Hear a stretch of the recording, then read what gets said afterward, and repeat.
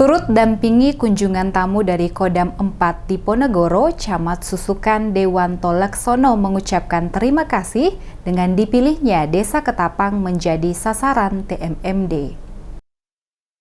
Camat Susukan Dewanto Laksono mengucapkan banyak terima kasih lantaran dikunjungi Waaster Kasdam 4 Diponegoro, Letkol Kavaleri Henry R.J. Napitupulu ke wilayah TMMD reguler 110, Kodim 0714 Salatiga, di Dukuh Sarimulyo, Desa Ketapang, Kecamatan Susukan, Kabupaten Semarang, Selasa 16 Maret 2021. Dalam kunjungannya, Waaster berkeliling meninjau kegiatan pembangunan pengecoran jalan, RTLH dan lainnya dengan didampingi Pasiter Kapten Infanteri Sofyan Amiruddin menggunakan sepeda motor sembari berkeliling wilayah lingkup TMMD.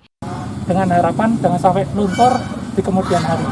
Kami juga menyampaikan terima kasih juga bahwa pelaksanaan TMMD ini sebagai sasaran utama adalah betonisasi jalan, di mana jalan ini nantinya akan menghubungkan dua desa.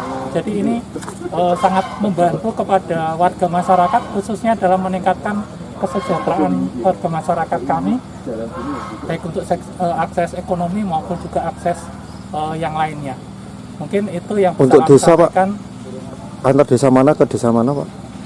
Untuk jalur ini menghubungkan antara Desa Ketapang dengan Desa Gentan, Kecamatan Susukan. Ini sasaran utamanya, kemudian juga ada sasaran tambahan seperti RTLH, kemudian ada rehab musola, kemudian juga ada pos kamling, ada MCK, dan juga kegiatan-kegiatan non-fisik penyuluhan-penyuluhan selama 1 bulan ini.